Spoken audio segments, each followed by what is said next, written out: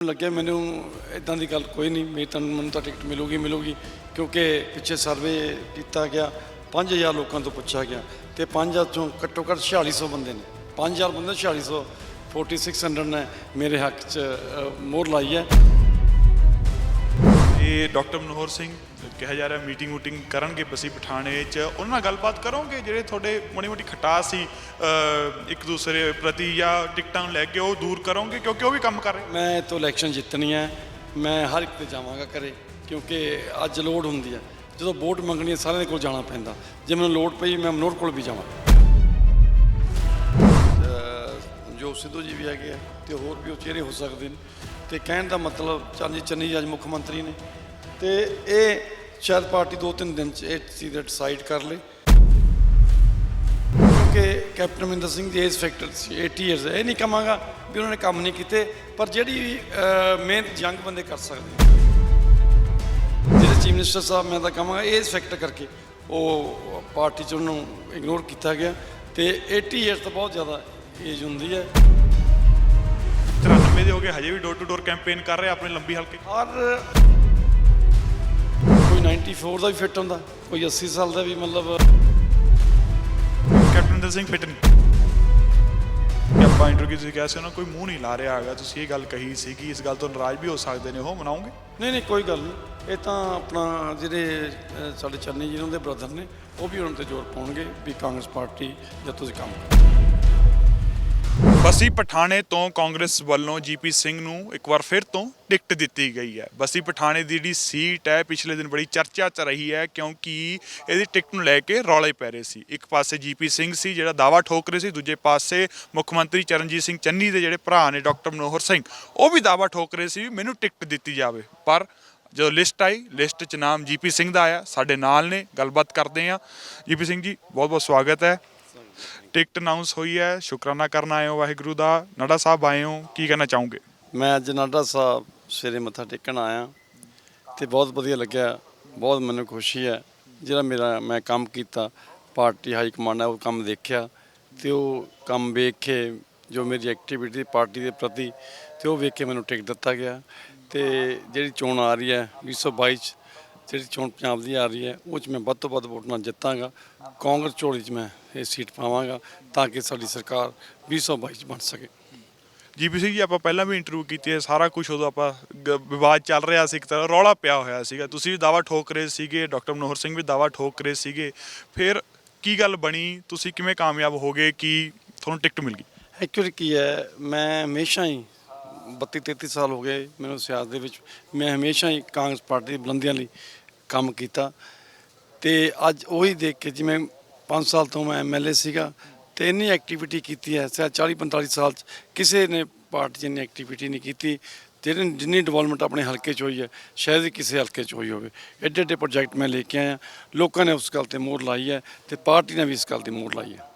ਤਾਂ ਤੁਹਾਨੂੰ ਕਦੇ ਪਿੱਛੇ ਦਿਨਾਂ 'ਚ ਲੱਗ ਰਿਹਾ ਜੋ ਟਿਕਟ ਅਨਾਊਂਸ 3-4 ਦਿਨ ਪਹਿਲਾਂ ਹੀ ਕਿਹਾ ਜਾ ਰਿਹਾ ਸੀ ਬਹੁਤ ਸਾਰੀ ਟਿਕਟਾਂ ਕੱਟੀਆਂ ਜਾਣਗੀਆਂ, ਖਬਰਾਂ ਤਾਂ ਇਹੋ ਜਿਹੀਆਂ ਆ ਰਹੀਆਂ ਸੀਗੀਆਂ ਸਾਰੀਆਂ ਟਿਕਟਾਂ ਕੱਟੀਆਂ, ਸਿਟਿੰਗ ਐਮਐਲਏ ਟਿਕਟਾਂ ਕੱਟੇ, ਪਰ ਜੋ ਲਿਸਟ ਆਈ ਤਾਂ ਸਿਟਿੰਗ ਐਮਐਲਏ ਤੋਂ ਵੱਧ ਤੋਂ ਵੱਧ ਟਿਕਟਾਂ ਮਿਲੀਆਂ। ਪਰ ਮੈਨੂੰ ਗੱਲ ਕੋਈ ਨਹੀਂ, ਮੈਨੂੰ ਤਾਂ ਟਿਕਟ ਮਿਲੂਗੀ ਕਿਉਂਕਿ ਪਿੱਛੇ ਸਰਵੇ ਕੀਤਾ ਗਿਆ 5000 ਲੋਕਾਂ ਤੋਂ ਪੁੱਛਿਆ ਗਿਆ ਤੇ 5000 ਚੋਂ ਘੱਟੋ ਘੱਟ 4600 ਬੰਦੇ ਨੇ 5000 ਬੰਦੇ 4600 4600 ਨੇ ਮੇਰੇ ਹੱਕ 'ਚ ਮੋਹਰ ਲਾਈ ਹੈ ਤੇ ਮੈਨੂੰ ਪੂਰਾ ਮਾਣ ਸੀ ਵੀ ਵੱਧ ਤੋਂ ਵੱਧ ਮੈਨੂੰ ਇੱਥੇ ਲੋਕੀ ਪਿਆਰ ਕਰਦੇ ਆ ਤੇ ਮੈਨੂੰ ਇੱਥੋਂ ਟਿਕਟ ਮਿਲੂਗਾ। ਤੇ ਡਾਕਟਰ ਮਨੋਹਰ ਸਿੰਘ ਕਿਹਾ ਜਾ ਰਿਹਾ ਮੀਟਿੰਗ ਵੂਟਿੰਗ ਕਰਨਗੇ ਬਸੀ ਪਠਾਣੇ 'ਚ ਉਹਨਾਂ ਨਾਲ ਗੱਲਬਾਤ ਕਰੋਗੇ ਜਿਹੜੇ ਤੁਹਾਡੇ ਮਾੜੀ ਮੋਟੀ ਖਟਾਸ ਸੀ ਇੱਕ ਦੂਸਰੇ ਪ੍ਰਤੀ ਜਾਂ ਟਿਕਟਾਂ ਨੂੰ ਲੈ ਕੇ ਉਹ ਦੂਰ ਕਰੋਗੇ ਕਿਉਂਕਿ ਉਹ ਵੀ ਕੰਮ ਕਰ ਰਹੇ। ਮੈਂ ਤਾਂ ਇਲੈਕਸ਼ਨ ਜਿੱਤਣੀ ਹੈ, ਮੈਂ ਹਰ ਇੱਕ ਤੇ ਜਾਵਾਂਗਾ ਘਰੇ ਕਿਉਂਕਿ ਅੱਜ ਲੋੜ ਹੁੰਦੀ ਹੈ ਜਦੋਂ ਵੋਟ ਮੰਗਣੀ ਹੈ ਸਾਰਿਆਂ ਦੇ ਕੋਲ ਜਾਣਾ ਪੈਂਦਾ। ਜੇ ਮੈਨੂੰ ਲੋੜ ਪਈ ਮੈਂ ਮਨੋਹਰ ਕੋਲ ਵੀ ਜਾਵਾਂਗਾ। ਪਰ ਮਨੋਹਰ ਸਿੰਘ ਜੀ ਤਾਂ ਆਪਦੇ ਲੈਵਲ ਤੇ ਕਹਿੰਦੇ ਮੀਟਿੰਗ ਕਰ ਰਹੇ ਬਸੀ ਪਠਾਣਾ 'ਚ ਆਪਦੀ ਅਗਲੀ ਰਣਨੀਤੀ ਘੜਨ ਵਾਸਤੇ ਕੀ 2 ਦਿਨ ਚਲੋ ਇਹ ਗੱਲ ਹੁੰਦੀ ਹੈ ਜਦੋਂ ਕੋਈ ਇਦਾਂ ਦੀ ਉਮੀਦ ਕੋਈ ਰੱਖਦਾ ਜੇ ਉਹਨੂੰ ਨਹੀਂ ਉਤਰਦਾ ਕੰਮ ਤੇ ਮੈਂ ਉਹਨਾਂ ਨੂੰ ਮਿਲਾਂਗਾ, ਕੰਟੈਕਟ ਵੀ ਕਰਾਂਗਾ ਤੇ ਮੁੱਖ ਮੰਤਰੀ ਸਾਹਿਬ ਕੋਲ ਵੀ ਜਾਵਾਂਗਾ। ਸਾਡੇ ਨਵਜੋਤ ਸਿੰਘ ਸਿੱਧੂ ਦਾ ਉਚੇਚੇ ਤੌਰ ਤੇ ਮੈਂ ਹਾਈ ਕਮਾਂਡ ਦਾ ਸ਼੍ਰੀਮਤੀ ਸੋਨੀਆ ਗਾਂਧੀ ਜੀ, ਸ਼੍ਰੀ ਰਾਹੁਲ ਗਾਂਧੀ ਤੇ ਹਰੀਸ਼ ਚੌਧਰੀ ਸਾਹਿਬ ਦਾ ਤੇ ਨਵਜੋਤ ਸਿੱਧੂ ਜੀ ਦਾ ਤੇ ਆਪਣਾ ਚੰਨੀ ਜੀ ਦਾ ਉਚੇਚੇ ਤੌਰ ਤੇ ਧੰਨਵਾਦ ਕਰਨਾ ਜਿਨ੍ਹਾਂ ਨੇ ਮੈਨੂੰ ਟਿਕਟ ਦੇ ਕੇ ਇੱਕ ਵਧੀਆ ਪ੍ਰਗਟਾਇਆ ਵੀ ਮੈਂ ਇਸ ਤੋਂ ਵੱਧ ਵੋਟਾਂ ਜਿੱਤਾਂਗਾ ਤਾਂ ਹੀ ਅਸੀਂ ਸਰਕਾਰ ਆਪਣੀ ਕਾਂਗਰਸ ਦੀ ਬਣਾਵਾਂਗੇ ਤੇ ਅਸੀਂ 2022 ਚ ਆਪਣੀ ਜਿੱਤ ਪ੍ਰਾਪਤ ਕਰਾਂਗੇ। ਤੇ ਕਿਵੇਂ ਦੇਖਦੇ ਹੋ ਸਥਿਤੀ ਨੂੰ, ਸਾਰੀ ਜਿਹੜੀ ਚੋਣਾਂ ਦੀ ਸਥਿਤੀ ਆ ਉਹਨੂੰ ਕਿਵੇਂ ਦੇਖਦੇ ਹੋ ਹੁਣ? ਤੇ ਤੁਹਾਨੂੰ ਲੱਗਦਾ ਹੈ ਵੀ ਕਾਂਗਰਸ ਪਾਰਟੀ ਨੂੰ ਚਿਹਰੇ ਨਾਲ ਉਤਰਨਾ ਚਾਹੀਦਾ ਹੈਗਾ ਇਲੈਕਸ਼ਨ 'ਚ? ਐਕਚੁਅਲੀ ਕੀ ਹੈ, ਕਾਂਗਰਸ ਪਾਰਟੀ ਨੇ ਜਿਹੜੇ ਕੀਤੇ ਹੋਏ ਕੰਮ ਪਹਿਲਾਂ ਕਦੇ ਵੀ, ਮੈਂ ਸਾਨੂੰ ਵੀ ਘੱਟੋ ਘੱਟ 30-35 ਸਾਲ ਹੋ ਗਏ ਇਸ ਕੰਮ 'ਚ, ਤੇ ਜਿੰਨਾ ਕਾਂਗਰਸ ਪਾਰਟੀ ਨੇ ਪੰਜਾਬ ਲਈ ਕੰਮ ਕੀਤਾ, ਤੁਸੀਂ ਜਾ ਕੇ ਪਿੰਡਾਂ 'ਚ ਤੁਸੀਂ ਦੇਖ ਸਕਦੇ ਹੋ, ਜਿੰਨੀ ਡਿਵੈਲਪਮੈਂਟ ਪਹਿਲਾਂ ਕਦੇ ਨਹੀਂ ਹੋਈ ਉਹ ਹੁਣ ਡਿਵੈਲਪਮੈਂਟ ਹੋ ਰਹੀ ਹੈ, ਤੇ ਹੁਣ ਵੀ ਕੰਮ ਚੱਲ ਰਿਹਾ। ਤੇ ਆਉਣ ਵਾਲੇ ਟਾਈਮ 'ਚ ਜੋ ਵੀ ਕੰਮ, ਚਲੋ ਕੰਮ ਸਾਰੇ ਨਹੀਂ ਹੁੰਦੇ, ਜਿਹੜਾ ਮੈਂ ਸਾਰੀਆਂ ਸਰਕਾਰਾਂ ਨੂੰ ਮੈਂ ਇਹ ਗੱਲ ਕਹਾਂਗਾ ਵੀ ਅੱਜ ਜੋਬ 3 ਚੀਜ਼ਾਂ ਦੀ ਲੋੜ, ਹੈਲਥ, ਐਜੂਕੇਸ਼ਨ ਤੇ ਜੋਬ, ਇਹ 3 ਚੀਜ਼ਾਂ 'ਤੇ ਵੀ ਧਿਆਨ ਦੇਣ ਦੀ ਲੋੜ ਹੈ।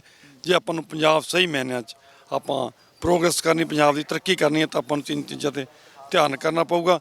ਤੇ ਬਾਕੀ ਮੈਂ ਇੱਕ ਬੇਨਤੀ ਕਰਾਂਗਾ, ਮਤਲਬ ਜਿਹੜੀ ਮੇਰੀ ਇੱਛਾ ਹੈ, ਜੇ ਮੈਂ ਐਮਐਲਏ ਬਣਦਾ, ਜੇ ਸਾਡੀ ਸਰਕਾਰ ਬਣਦੀ ਹੈ, ਤੇ ਅਸੀਂ ਜਿੰਨੇ ਵੀ ਸਾਡੇ ਕੱਚੇ ਮਕਾਨ ਨੇ ਹਰ ਪਿੰਡ 'ਚ ਬਹੁਤ ਜ਼ਿਆਦਾ ਲੋੜ ਹੈ। ਐਤਕੀ ਬਰਸਾਤ ਦੇ ਮੌਕੇ ਦੇਖਿਆ, ਕੋਈ ਵਿਚਾਰਾ ਪਰਾਤ ਲੈ ਕੇ ਪਾਣੀ ਨੂੰ ਰੋਕ ਰਿਹਾ, ਕੋਈ ਕੌਲੀਆਂ ਰੱਖ ਰਿਹਾ, ਕੋਈ ਕਿਤੇ ਰੱਖ ਰਿਹਾ, ਬੜਾ ਵੱਡਾ ਦੁੱਖ ਲੱਗਦਾ। ਮੈਂ ਹੁਣ ਆਉਣ ਵਾਲੇ ਟਾਈਮ 'ਚ ਇਹ ਜਿਹੜੇ ਕੱਚੇ ਮਕਾਨ ਹੈ ਇਹਨਾਂ 'ਤੇ ਕੰਮ ਕਰਾਂਗੇ, ਚਾਹੇ ਮੈਨੂੰ ਅਮੀਰ ਲੋਕਾਂ ਦੀ ਮਦਦ ਲੈਣੀ ਪਵੇ, ਠੀਕ ਹੈ ਜੀ। ਜਿਵੇਂ ਹਰ ਪਿੰਡ 'ਚ ਕਈ ਵਾਰ 4-4 5-5 ਘਰ ਨੇ, ਤੇ ਮੈਂ ਇਹ ਵੀ ਕਰਦਾ, ਪਿੰਡ ਵਾਲਿਆਂ ਨੂੰ ਵੀ ਕਹਿੰਦਾ ਵੀ ਘੱਟੋ ਘੱਟ ਜੇ ਆਪਾਂ 4 ਘਰ ਨੇ, ਆਪਣੇ 500 ਘਰ ਨੇ, ਹਰ ਬੰਦਿਆਂ ਨੂੰ ਇਕੱਠੇ ਹੋ ਕੇ ਉਹਨਾਂ ਦੀ ਮਕਾਨ ਬਣਾਉਣੇ ਚਾਹੀਦੇ, ਛੱਤ ਬਣਾਉਣੀ ਚਾਹੀਦੀ, ਤਾਂ ਕਿ ਉਹ ਵੀ ਆਪਣੇ ਭਰਾ ਭੈਣੀਆਂ, ਚਾਹੇ ਉਹ ਗਰੀਬ ਰਹਿ ਗਏ, ਉਹਨਾਂ ਦੀ ਮਦਦ ਕਰਨੀ ਚਾਹੀਦੀ ਹੈ। ਜੇ ਬੱਚੇ ਉਹਨਾਂ ਦੇ ਪੜ੍ਹਨ ਵਾਲੇ ਆ ਤਾਂ ਉਹਨਾਂ ਦੀ ਵੀ ਐਜੂਕੇਸ਼ਨ ਲਈ ਸਾਰਿਆਂ ਨੂੰ ਅੱਗੇ ਆਉਣਾ ਚਾਹੀਦਾ। ਤੇ ਜਿਹੜਾ ਦੂਸਰਾ ਸਵਾਲ ਸੀਗਾ, ਕਾਂਗਰਸ ਪਾਰਟੀ ਨੂੰ ਇਸ ਚੋਣਾਂ ਚਿਹਰੇ ਨਾਲ ਉਤਰਨਾ ਚਾਹੀਦਾ, ਕਿਵੇਂ ਦੇਖ ਰਹੇ ਹੋ? 3 ਚਿਹਰੇ ਹਰ ਇੱਕ ਕਮਿਊਨਿਟੀ ਨੂੰ ਪਲੀਜ਼ ਕਰਨ ਦੀ ਕੋਸ਼ਿਸ਼ ਕੀਤੀ ਗਈ ਹੈ। ਜਿਹੜੇ ਚਿਹਰੇ ਨੇ, ਜੋ ਸਿੱਧੂ ਜੀ ਵੀ ਹੈਗੇ ਆ, ਤੇ ਹੋਰ ਵੀ ਉਹ ਚਿਹਰੇ ਹੋ ਸਕਦੇ ਨੇ, ਤੇ ਕਹਿਣ ਦਾ ਮਤਲਬ ਚੰਨੀ ਅੱਜ ਮੁੱਖ ਮੰਤਰੀ ਨੇ, ਤੇ ਇਹ ਸ਼ਾਇਦ ਪਾਰਟੀ 2-3 ਦਿਨ 'ਚ ਇਹ ਚੀਜ਼ ਡਿਸਾਈਡ ਕਰ ਲੇ, ਤੇ ਹਲੇ ਨੋਮੀਨੇਸ਼ਨ ਨੂੰ 5-7 ਦਿਨ ਪਏ ਨੇ, ਤੇ ਜਲਦੀ ਤੋਂ ਜਲਦੀ ਇਹ ਡਿਸਾਈਡ ਵੀ ਹੋ ਜਾਊਗਾ ਵੀ ਚਿਹਰਾ ਕੱਢ ਲੈ। ਨਿੱਜੀ ਰਾਏ ਕੀ ਹੈ? ਮੁੱਖ ਮੰਤਰੀ ਚਰਨਜੀਤ ਸਿੰਘ ਚੰਨੀ ਕਹਿੰਦੇ ਆ ਜਦੋਂ ਜਦੋਂ ਕਾਂਗਰਸ ਨੇ ਚਿਹਰਾ ਉਤਾਰਿਆ ਉਦੋਂ ਤੋਂ ਕਾਂਗਰਸ ਨੂੰ ਫਾਇਦਾ ਹੋਇਆ, ਲਾਭ ਹੋਇਆ, ਸਰਕਾਰ ਬਣੀ ਹੈ। ਤੁਸੀਂ ਨਿੱਜੀ ਤੌਰ ਤੇ ਕੀ ਸੋਚਦੇ ਹੋ? ਮੈਂ ਨਿੱਜੀ ਤੌਰ ਤੇ ਇਹ ਸੋਚਦਾ, ਜੋ ਹਾਈ ਕਮਾਂਡ ਮੋਹਰ ਲਾਊਗੀ, ਤੇ ਹੋਰ ਕਮਾਂਡ ਨੇ ਫੈਸਲਾ ਕੀਤਾ ਹੀ ਹੋਗਾ ਵੀ ਕਿਹਨੂੰ ਆਪਾਂ ਅੱਗੇ ਉਤਾਰ ਕੇ ਵੋਟ ਮਿਲ ਸਕਦੀ ਹੈ, ਤੇ ਉਹ ਚੀਜ਼ ਤੇ ਹਾਈ ਕਮਾਂਡ ਤੇ ਆਪਾਂ ਇਹ ਛੱਡਣੀ ਚਾਹੀਦੀ ਸੀ। ਹਾਈ ਕਮਾਂਡ ਜਿਹਨੂੰ ਵੀ ਇਹ ਫੈਸਲਾ ਕਰੂਗੀ, ਤੇ ਆਪਾਂ ਪੂਰਾ ਉਹਦਾ ਸਮਰਥਨ ਕਰਾਂਗੇ, ਤੇ ਉਹਤੇ ਹੀ ਮੋਹਰ ਲਾਵਾਂਗੇ ਆਪਾਂ ਸਾਰੇ। ਬਹੁਤ ਸਾਰੇ ਜਾਣੇ ਦਾਅਵੇਦਾਰੀਆਂ ਠੋਕ ਰਹੇ। ਨਵਜੋਤ ਸਿੰਘ ਸਿੱਧੂ ਆਪਣਾ ਪੰਜਾਬ ਮਾਡਲ ਲੈ ਕੇ ਆਉਂਦੇ, ਕਹਿੰਦੇ ਵੀ ਮੈਨੂੰ ਐਲਾਨੋ। ਸੁਨੀਲ ਜਾਖੜ ਸਾਹਿਬ ਨੇ ਇੱਕ ਪਾਸੇ, ਦੂਜੇ ਪਾਸੇ ਚਰਨਜੀਤ ਸਿੰਘ ਚੰਨੀ ਹੈ, ਤਾਂ ਫਿਰ ਜਿਹੜੀ ਖਾਨਾ ਜੰਗੀ ਚੱਲ ਰਹੀ ਹੈ ਜਾਂ ਅੰਦਰੂਨੀ ਕਲੇਸ਼ ਚੱਲ ਰਿਹਾ, ਉਹਨਾਂ ਨੁਕਸਾਨ ਨਹੀਂ ਹੋ ਕਾਂਗਰਸ ਦਾ? ਨਹੀਂ, ਕਾਂਗਰਸ ਦਾ ਕੋਈ ਨੁਕਸਾਨ ਨਹੀਂ ਹੁੰਦਾ। ਚਲੋ ਹਰ ਪਾਰਟੀ 'ਚ ਮਤਭੇਦ ਹੁੰਦੇ ਨੇ, ਪਰ ਕਾਂਗਰਸ ਪਾਰਟੀ 'ਚ ਕੋਈ ਇਦਾਂ ਦਾ ਮਤਭੇਦ ਨਹੀਂਗਾ। ਮਤਭੇਦ ਇੰਨੇ ਵੱਧਦੇ ਜਾਂਦੇ ਕਿ ਕਾਂਗਰਸ ਪਾਰਟੀ ਨੁਕਸਾਨ ਨਾ ਹੋ ਜੇ, ਚੋਣਾਂ 'ਚ ਲੜਾਈ, ਇਲੈਕਸ਼ਨ ਹਾਰ ਨਾ ਜਾਓ। ਨਹੀਂ ਜੀ, ਕੋਈ ਚੋਣ ਆਪਣੀ ਘੱਟੋ ਘੱਟ ਅਸੀਂ 70 ਤੇ 80 ਸੀਟਾਂ ਜਿੱਤ ਕੇ ਜਾਵਾਂਗੇ। ਜਿਵੇਂ ਸਾਨੂੰ ਅੱਜ ਰਿਸਪੌਂਸ ਮਿਲ ਰਿਹਾ, ਜਿਵੇਂ ਸਾਨੂੰ ਪੂਰਾ ਪੰਜਾਬ 'ਚ ਪਿਆਰ ਮਿਲ ਰਿਹਾ, ਜਿਹੜਾ ਸਾਡਾ ਕੀਤਾ ਹੋਇਆ ਕੰਮ ਹੈ ਉੱਥੇ ਲੋਕੀ ਮੋਹਰ ਲਾਉਣਗੇ। ਇਦਾਂ ਦਾ ਕੋਈ ਵਿਤਕਰਾ ਨਹੀਂ, ਸਾਰੀ ਲੀਡਰਸ਼ਿਪ ਇਕੱਠੀ ਹੈ, ਕਿਉਂਕਿ ਜਦੋਂ ਟਿਕਟਾਂ ਆਪਾਂ ਡਿਸਾਈਡ ਕਰਦੇ ਹਾਂ ਤਾਂ ਉਹਨਾਂ ਦੀ ਸਾਰਿਆਂ ਦੀ ਸਹਿਮਤੀ ਨਾਲ ਇਹ ਟਿਕਟਾਂ ਡਿਸਾਈਡ ਹੁੰਦੀਆਂ ਨੇ, ਤੇ ਕੋਈ ਸਾਰੇ ਇਕੱਠੇ ਆ। ਲਿਸਟ ਉੱਤੇ ਤੁਹਾਡਾ ਕੀ, ਜਿਵੇਂ ਦੀ 86 ਉਮੀਦਵਾਰ ਲਾਣੇ ਗਏ ਆ, ਪਹਿਲੀ ਸੂਚੀ ਆਈ ਹੈ, ਤੁਸੀਂ ਕਿਵੇਂ ਦੇਖਦੇ ਹੋ ਲਿਸਟ ਨੂੰ? ਸਾਰੇ ਬੰਦੇ ਤਾਂ ਉਹੀ ਨੇ ਜਿਹੜੇ ਕੈਪਟਨ ਅਮਰਿੰਦਰ ਸਿੰਘ ਦੀ ਟੀਮ ਸੀਗੀ, ਉਹੀ ਟੀਮ ਬਰਕਰਾਰ ਰੱਖੀ ਗਈ ਹੈ ਐਤਕੀ ਵੀ ਲਿਸਟ 'ਚ? ਇਹ ਗੱਲ ਨਹੀਂ ਜੀ, ਜਿਹੜੇ ਕੈਪਟਨ ਅਮਰਿੰਦਰ ਸਿੰਘ ਚਲੋ ਪਾਰਟੀ ਛੱਡ ਕੇ ਚਲੇ ਗਏ, ਇਹ ਜਿਹੜੇ ਕਾਂਗਰਸ ਪਾਰਟੀ ਜਿਹਨੇ ਕੀਤਾ ਹੋਇਆ ਕੰਮ ਹੈ, ਜਿਹੜੇ ਅੱਜ ਪਾਰਟੀ ਦੇ ਨਾਲ ਖੜੇ ਆ, ਕਿਸੇ ਨਾ ਕਿਤੇ ਉਹਨੂੰ ਇਗਨੋਰ ਨਹੀਂ ਕੀਤਾ ਜਾ ਸਕਦਾ। ਉਹਨਾਂ ਦੀ ਵਿਨੇਬਿਲਿਟੀ ਦੇਖੀ ਜਾ ਰਹੀ ਹੈ ਵੀ ਉਹ ਜਿੱਤਣ ਦੇ ਹਾਲਾਤ 'ਚ ਹੈਗੇ ਆ, ਤਾਂ ਹੀ ਉਹਨਾਂ ਨੂੰ ਟਿਕਟਾਂ ਦਿੱਤੀਆਂ ਗਈਆਂ, ਤੇ ਹਰ ਹਲਕੇ ਤੋਂ ਤੇ ਹਰ ਸੀਟ ਤੇ ਇਹ ਸਰਵੇ ਹੋਇਆ, ਤਾਂ ਹੀ ਅੱਜ ਉਹਨਾਂ ਨੂੰ ਟਿਕਟਾਂ ਦਿੱਤੀਆਂ ਗਈਆਂ, ਤੇ ਤਾਂ ਹੀ ਉਹ ਵਧੀਆ ਆਉਣ ਵਾਲੇ ਟਾਈਮ 'ਚ ਜਿੱਤ ਕੇ ਵੀ ਆਉਣਗੇ। ਕਿਉਂਕਿ ਉਹਨਾਂ ਦੇ ਸਾਰੇ ਜਿਹੜੇ ਬੰਦੇ ਸੀ ਜਾਂ ਮੰਤਰੀ ਉਹਨਾਂ ਦੇ ਟਾਈਮ ਤੇ ਵਜ਼ੀਰ ਰਹੇ ਨੇ ਜਾਂ ਸਲਾਹਕਾਰ ਰਹੇ ਨੇ, ਉਹ ਸਾਰਿਆਂ ਨੂੰ ਟਿਕਟ ਮਿਲੀ ਹੈ। ਉਦੋਂ ਕਿਹਾ ਜਾਂਦਾ ਸੀਗਾ ਤਾਂ ਇੱਕ ਬੰਦੇ ਦਾ ਹੀ ਨੁਕਸ ਸੀਗਾ ਵੀ ਜਿਹਨੇ ਕੰਮ ਨਹੀਂ ਕੀਤਾ, ਤਾਂ ਟੀਮ ਦੀ ਐਫਰਟ ਹੁੰਦੀ ਹੈ ਸਾਰੀ। ਤਾਂ ਇਹ ਨਹੀਂ ਹੁੰਦਾ ਵੀ ਕੈਪਟਨ ਅਮਰਿੰਦਰ ਸਿੰਘ ਦੀ ਲੀਡਰਸ਼ਿਪ ਸੀਗੀ, ਵੀ ਉਹ ਜਿਹੜੇ ਸਾਡੇ ਨਾਲ ਜਿਹਨੂੰ ਤੁਸੀਂ ਕਹਿੰਦੇ ਹੋ, ਕੋਈ ਐਡਵਾਈਜ਼ਰ ਸੀ, ਕੋਈ ਦੂਜਾ ਸੀਗਾ, ਹਰ ਇੱਕ ਦੀ ਪਰਫਾਰਮੈਂਸ ਦੇਖੀ ਜਾਂਦੀ ਹੈ ਹਰ ਕਿਸੇ 'ਚ ਵੀ ਉਹਨਾਂ ਕੀਤਾ ਕੰਮ ਹੈ, ਉਹਦੇ ਹਿਸਾਬ ਨਾਲ ਟਿਕਟ ਦਿੱਤੀ ਜਾਂਦੀ ਹੈ। ਉਹ ਫੇਲੀਅਰ ਦੀ ਗੱਲ ਜਦੋਂ ਕੈਪਟਨ ਅਮਰਿੰਦਰ ਸਿੰਘ ਲਾਇਆ ਗਿਆ ਵੀ ਇਹਨਾਂ ਨੇ ਕੰਮ ਨਹੀਂ ਕੀਤਾਗਾ, ਪਰ ਓਵਰਆਲ ਤਾਂ ਟੀਮ ਕਰਦੀ ਹੁੰਦੀ ਹੈ ਕੰਮ, ਤਾਂ ਸਾਰੀ ਇਕੱਠੇ, ਤਾਂ ਟੀਮ ਰੱਖ ਲਈ, ਜਿਹੜਾ ਉਹਨਾਂ ਦਾ ਚਿਹਰਾ ਸੀ ਉਹ ਕੱਢਤਾ। ਗੱਲ ਇਹ ਸੀ ਜੀ, ਕਿਉਂਕਿ ਕੈਪਟਨ ਅਮਰਿੰਦਰ ਸਿੰਘ ਦੀ ਏਜ ਫੈਕਟਰ ਸੀ 80 ਇਅਰਸ, ਇਹ ਨਹੀਂ ਕਹਾਂਗਾ ਵੀ ਉਹਨਾਂ ਨੇ ਕੰਮ ਨਹੀਂ ਕੀਤੇ, ਪਰ ਜਿਹੜੀ ਮਿਹਨਤ ਯੰਗ ਬੰਦੇ ਕਰ ਸਕਦੇ ਆ, ਤੇ ਉਹ ਨਹੀਂ, ਉਹ ਕੰਮ ਨਹੀਂ ਨਾ ਹੁੰਦਾ। ਜਿਹੜੇ ਚੀਫ ਮਿਨਿਸਟਰ ਸਾਹਿਬ, ਮੈਂ ਤਾਂ ਕਹਾਂਗਾ ਏਜ ਫੈਕਟਰ ਕਰਕੇ ਉਹ ਪਾਰਟੀ 'ਚ ਉਹਨੂੰ ਇਗਨੋਰ ਕੀਤਾ ਗਿਆ, ਤੇ 80 ਇਅਰਸ ਤਾਂ ਬਹੁਤ ਜ਼ਿਆਦਾ ਏਜ ਹੁੰਦੀ ਹੈ ਤੇ ਉਹਦੇ ਹਿਸਾਬ ਨਾਲ ਜਿੰਨੀ ਲੱਗੀ ਪਰਫਾਰਮੈਂਸ ਜੋ ਚਲੋ ਉਹ ਨਹੀਂ ਨਿਕਲੇ ਨਹੀਂ ਮਤਲਬ ਕੰਮ ਕਰ ਸਕੇ ਤੇ ਪਰ ਜਿਹੜੇ ਯੰਗ ਬੰਦੇ ਆ ਉਹ ਹਰ ਰੋਜ਼ ਨਿਕਲਣਾ ਪੈਂਦਾ। ਘੱਟੋ ਘੱਟ ਮੈਂ ਵੀ 7 ਵਜੇ ਨਿਕਲ ਜਾਂਦਾ ਘਰੋਂ, ਰਾਤ ਨੂੰ 11 12 ਵੱਜਦੇ ਆ ਤੇ ਉਹ ਚੱਕਰ 'ਚ ਮਿਹਨਤ ਤਾਂ ਜ਼ਰੂਰੀ ਹੈ। ਬਾਦਲ ਸਾਹਿਬ ਤਾਂ 94 ਦੇ ਹੋ ਗਏ, ਹਜੇ ਵੀ ਡੋਰ ਟੂ ਡੋਰ ਕੈਂਪੇਨ ਕਰ ਰਹੇ ਆਪਣੇ ਲੰਬੀ ਹਲਕੇ 'ਚ। ਹਰ ਇੱਕ ਕੀ ਤੇ ਸਿਹਤ ਤੇ ਡਿਪੈਂਡ ਕਰਦਾ, ਹਰ ਇੱਕ ਤੇ। ਕੋਈ 94 ਦਾ ਵੀ ਫਿੱਟ ਹੁੰਦਾ, ਕੋਈ 80 ਸਾਲ ਦਾ ਵੀ ਮਤਲਬ ਕੋਈ 65 ਸਾਲ ਦਾ ਵੀ ਪਿੰਡਾਂ 'ਚ ਆਪਾਂ ਦੇਖ ਕੇ ਬਿਰਧ ਹੋ ਜਾਂਦੇ ਨੇ। ਕੋਈ ਜੋ ਸਿਹਤ ਕਹਿ ਰਹੇ ਹੋ ਵੀ ਕੈਪਟਨ ਅਮਰਿੰਦਰ ਸਿੰਘ ਫਿੱਟ ਨਹੀਂ। ਨਹੀਂ ਗੱਲ ਫਿੱਟ ਦੀ ਗੱਲ ਨਹੀਂ, ਕਹਿਣ ਦਾ ਮਤਲਬ ਏਜ ਫੈਕਟ। ਉਹ ਗੱਲ ਤਾਂ ਐਕਟੀਵਿਟੀ ਦੀ ਨਾ ਆਪਣੀ। ਕਈ ਵਾਰ 94 'ਚ ਵੀ ਬੰਦਾ ਭੱਜਾ ਫਿਰਦਾ, ਕਈ ਵਾਰ 80 ਸਨ 80 'ਚ ਵੀ ਹੁੰਦਾ, ਉਹ ਘਰੇ ਬਹਿ ਜਾਂਦੇ ਨੇ। ਪਰ ਗੱਲ ਤਾਂ ਹਿੰਮਤ ਕਰਨੀ ਪੈਂਦੀ ਹੈ ਨਾ, ਤਾਂ ਹੀ ਆਪਾਂ ਪਾਰਟੀਆਂ ਨੂੰ ਜਿਤਾ ਸਕਦੇ ਹਾਂ। ਮੁੱਖ ਮੁਕਾਬਲੇ 'ਚ ਕੌਣ ਹੈ ਕਾਂਗਰਸ ਦੇ? ਤੁਸੀਂ ਬੜੇ ਸ਼ੋਰ ਹੋ ਵੀ 70 80 ਸੀਟਾਂ ਆਉਣਗੀਆਂ, ਤੁਹਾਨੂੰ ਮੁੱਖ ਮੁਕਾਬਲੇ 'ਚ ਕੌਣ ਲੱਗਦਾ? ਕਾਂਗਰਸ ਦੇ ਮੁਕਾਬਲੇ ਕਈ ਸੀਟਾਂ ਤੇ ਮੈਂ ਤੁਹਾਨੂੰ ਦੱਸੀ ਹੈ, ਆਮ ਪਾਰਟੀ ਨਾਲ ਮੁਕਾਬਲਾ ਹੋਊਗਾ, ਕਈ ਪਾਸੇ ਬੀਐਸਪੀ ਨਾਲ ਹੋਊਗਾ, ਕਈ ਪਾਸੇ ਅਕਾਲੀ ਦਲ ਨਾਲ ਹੋਊਗਾ ਮੁਕਾਬਲਾ। ਤੇ ਕਹਿਣ ਦਾ ਮਤਲਬ ਸੀਟਾਂ ਵਾਈਜ਼ ਕੋਈ ਦੁਆਬੇ 'ਚ ਅੱਡ ਸਥਿਤੀ ਹੈ, ਮਾਝੇ 'ਚ ਅੱਡ ਹੈ, ਮਾਲਵੇ 'ਚ ਅੱਡ ਹੈ ਤੇ ਤਿੰਨ ਅੱਡ ਹਾਲਾਤ ਨੇ। ਅੱਡ ਤੁਹਾਡੇ ਆਪਦੇ ਹਲਕੇ 'ਚ ਜੇ ਗੱਲ ਕਰੀ, ਤੁਹਾਡੇ ਆਪਦੇ ਹਲਕੇ 'ਚ ਤੁਸੀਂ ਕਿਹਨੂੰ ਮੁੱਖ ਮੁਕਾਬਲੇ ਵਿੱਚ ਸਮਝ ਰਹੇ ਹੋ? ਗੱਲ ਹੈ ਜੀ, ਹੁਣ ਤਾਂ ਜਿਹੜਾ ਮੁਕਾਬਲਾ ਸਾਡਾ ਲੱਗਦਾ ਆਮ ਪਾਰਟੀ ਨਾਲ ਮੁਕਾਬਲਾ, ਆਮ ਪਾਰਟੀ ਨਾਲ ਹੀ ਮੁਕਾਬਲਾ ਹੋਊਗਾ ਕਈ ਸੀਟਾਂ ਤੇ ਕਿਉਂਕਿ ਕਾਂਗਰਸ ਸਾਰੇ ਪਾਸੇ ਹੈ। ਕਾਂਗਰਸ ਜੇ 117 ਸੀਟਾਂ ਤੇ ਹੀ ਬਹੁਤ ਵਧੀਆ ਹਾਲਾਤ ਨੇ। ਬਾਕੀ ਆਮ ਪਾਰਟੀ ਕਿਤੇ ਹੈ, ਜਿਵੇਂ ਮਾਲਵੇ 'ਚ ਹੈਗੀ ਹੈ 15-20 ਸੀਟਾਂ ਤੇ, ਉੱਥੇ ਹੈਗੀ ਹੈ। ਕਈ ਜਗ੍ਹਾ ਤੇ ਬੀਐਸਪੀ ਹੈਗੀ ਹੈ, ਕਈ ਜਗ੍ਹਾ ਅਕਾਲੀ ਦਲ। ਪਰ ਕਾਂਗਰਸ ਪਾਰਟੀ ਸਾਰੀਆਂ ਹਲਕਿਆਂ ਤੇ ਕਾਂਗਰਸ ਹੈਵੀ ਹੈ, ਸਾਰੇ ਹਲਕਿਆਂ 'ਚ। ਜਿਹੜੇ ਸੰਯੁਕਤ ਸਮਾਜ ਮੋਰਚਾ ਹੈ ਉਹ ਵੀ ਆਪਣੇ ਉਮੀਦਵਾਰ ਐਲਾਨ ਰਿਹਾ, ਉਹਦਾ ਫਾਇਦਾ ਤੁਹਾਨੂੰ ਹੋਊਗਾ ਕਿ ਆਮ ਆਦਮੀ ਪਾਰਟੀ? ਆਮ ਆਦਮੀ ਪਾਰਟੀ ਕਹਿੰਦੇ ਸਾਨੂੰ ਨੁਕਸਾਨ ਹੋ ਰਿਹਾ। ਐਕਚੁਅਲੀ ਗੱਲ ਇਹ ਹੈ ਜੀ, ਹਲੇ ਵੋਟਾਂ ਲੋਕਾਂ ਨੇ ਪਾਉਣੀਆਂ ਨੇ, ਚਾਹੇ ਕੋਈ ਜਿੰਨੇ ਵੀ ਦਲ ਨੇ, ਹਲੇ ਕੀਤਾ ਨਹੀਂ ਜਾ ਰਿਹਾ। ਕਿਉਂਕਿ ਜਿਹੜੇ ਮੂਵਮੈਂਟ ਵਧਾਉਣਗੇ ਆਪਦਾ ਜਿਹੜਾ ਕੰਮ, ਲੋਕੀ ਨੂੰ ਕੈਂਡੀਡੇਟ ਨੂੰ ਵੀ ਪਸੰਦ ਕਰਨਾ ਹੁੰਦਾ ਨਾ, ਵੀ ਕੈਂਡੀਡੇਟ ਸਾਡੇ ਕੌਣ ਹੈ, ਉਹਦੇ ਹਿਸਾਬ ਨਾਲ ਸਾਰਾ ਕੁਝ ਹੋਊਗਾ। ਇਹ ਨਹੀਂ ਹੁੰਦਾ ਵੀ ਕਿਹੜੀ ਪਾਰਟੀ ਆਪਣਾ, ਚਾਹੇ ਜਥੇ ਇਹਦੀ ਹੈ ਕਿਸਾਨ ਵਾਲੀ ਹੈ, ਚਾਹੇ ਦੂਜੀ ਹੈ, ਕੀ ਪਤਾ ਕਿਹਨਾਂ।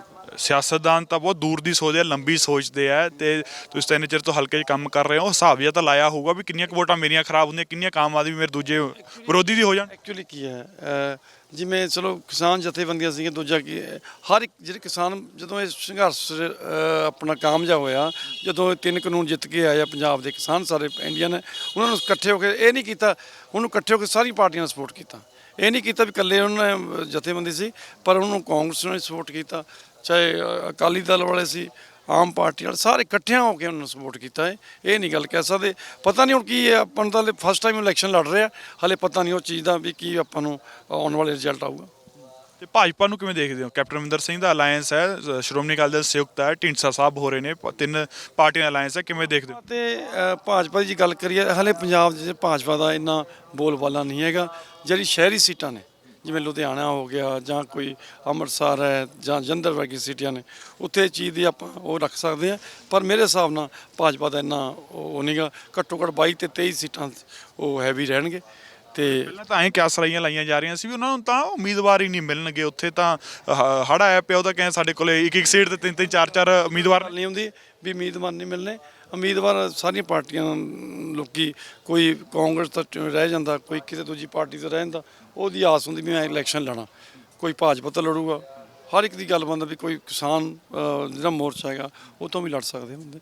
ਤੇ ਇੱਕ ਵਾਰ ਫਿਰ ਤੋਂ ਪੁੱਛਿਆ, ਮਨੋਹਰ ਸਿੰਘ ਨੂੰ ਕਦੋਂ ਮਿਲਣ ਜਾ ਰਹੇ ਹੋ? ਕੋਈ ਗੱਲਬਾਤ ਕੀਤੀ ਹੈ ਟਿਕਟ ਅਨਾਉਂਸ ਹੋਣ ਤੋਂ ਬਾਅਦ? ਤੁਸੀਂ ਉਹਨਾਂ ਨੂੰ ਗੱਲਬਾਤ ਕੀਤੀ ਹੈ ਵੀ ਮੈਂ? ਗੱਲਬਾਤ ਨਹੀਂ ਕੀਤੀ।